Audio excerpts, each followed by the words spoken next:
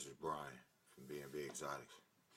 Today I'm going to show the new breeder or the new hobbyist or keeper of leopard geckos how to set up a basic leopard gecko 10-gallon tank the proper way. First of all, you want to make sure it's clean, dust free and all that. Then you want to place a under tank heater like so. Okay, under tank heater. They sell them at PetSmart. They sell them at Petland, Jack's Aquarium. You can order them online. You usually get the ones that are for a 10-gallon tank, or you could get the smaller ones. They kick out enough heat too, that are for a 5-gallon tank. A 5-gallon heat pad will generate enough heat to take care of your geckos in a 10-gallon tank. You place the mat up under the tank, never inside the tank. I've seen some people, like beginners and even myself, when I first got into leopard geckos, I thought that the heat pad went inside the tank. I don't know why, but I was like, dang, how is this? But you undo the paper that has the sticky stuff under it, place it up under the tank, and once you get that placed in, best thing to regulate the heat would be a dimmer. I label my dimmers. This is a dimmer I got from Lowe's. You plug that into the heat. You plug the heater into this, and you plug this into the socket. This regulates the heat because some of those heat pads can get up to 120 degrees, and that would cook your gecko. All right, you'll come under there. You'll have a charcoal, a new line. It'll be charcoal burnt. Okay, you'll have a burnt charcoal gecko.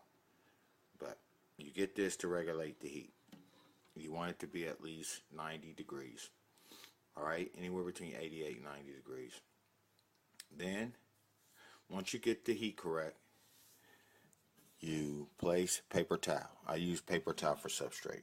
Sand, some people use sand, some people use other stuff, Eco Earth or whatever, but me, my collection is like an investment, so I have to take all precautions and make sure they're done right. I can't risk getting impacted or a heavy vet bill. Okay, you use paper towel for substrate. Then you want to get you a Glad container. They sell them at the store. You get one of these containers. This right here, and you fill it full of Eco Earth. I use Eco Earth. It keeps the moisture and it's just right for my geckos. It keeps moisture for them to shed for a minute, and it works better than sphagnum moss to me, and better than vermiculite. To me, Eco Earth is the best. Spray it down once or twice a week and you're good. Always check when you're breeding geckos. You want to check daily for your eggs because that's just the safe way to be. Okay, you fill that with Eco Earth. You cut or solder a hole just big enough for the gecko to get in and out of the hide. You don't want it too big because then it will lose the humidity and the air will be going out a lot sooner. You want it to be able to get the gecko in comfortably and still, keep humidity in. Alright.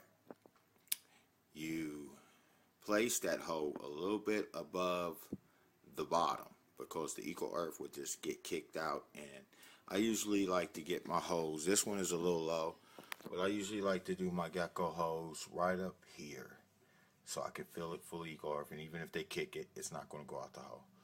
A lot of people put the hole on top, but I think that dries out the substrate inside the container. real fast, faster than this. Keeps it at the right moisture. All right, you place this over the heated side. Okay, you want to get you a temp gun. Temp guns, I don't have mine right around here, but you can order them online. It's to take the temperature inside the hide. You want inside the hide to always be at least 88 to 90 degrees. Alright, you might want to regulate your heat mat up to where it can transfer enough heat to make this 88 degrees at least. Alright, then you place a calcium dish. I do a small little mixture of like a little bit of a little bit of vitamins into my calcium dish. I like for them to get the full effect.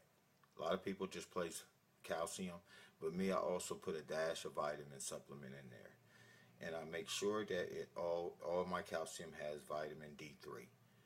A lot of people say vitamin D3 can be toxic if you get too much consumed, but I've never had a problem, and I've talked to a lot of breeders and a lot of keepers, and vitamin D3 is the way to go. All right, then you want to place in a tank, you would want a water dish. Even though you might not never see your gecko drink out of it, I very seldom see them. I see them do it, but it's very seldom, because they usually lick the water from the sides of the hide. The little droplets that's in the hide and the moisture in the hide, they usually drink from that. That's just what they do. I never keep a water dish in my racks, because they tip it over and they knock it over, unless it's one of those heavy ones. But then I noticed that just gets dirty. They walk through it, vinate and everything be all in it. So I just spray down the hides at least twice every 2 days. I spray down their tubs in the rack system. But you need a water dish in here, because it's no constant. It's really no water that gather on the sides of a tank, unless you have it closed at the top, to where I keep mine fully ventilated. Okay, so you got calcium, you got moist hide. Don't forget, under tank heater with dimmer, 90 degrees, water dish, and then you place a cool hide. Your gecko always needs a part of its enclosure that it can go and cool off, because they're reptiles and they regulate their body heat. That's why they need the under tank heat to generate digestion, and it's just the way reptiles are.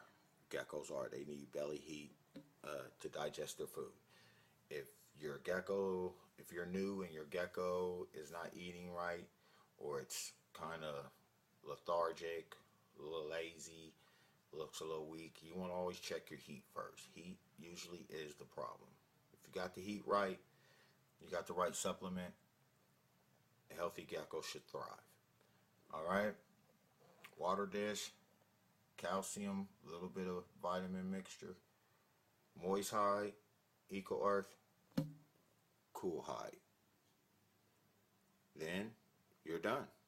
You just want to regulate and make sure that everything, the heat is always proper, clean water, enough supplement, calcium with vitamin D3, and cool hide, and you're good. Alright, this is Brian at B&B Exotics. Y'all have a good one.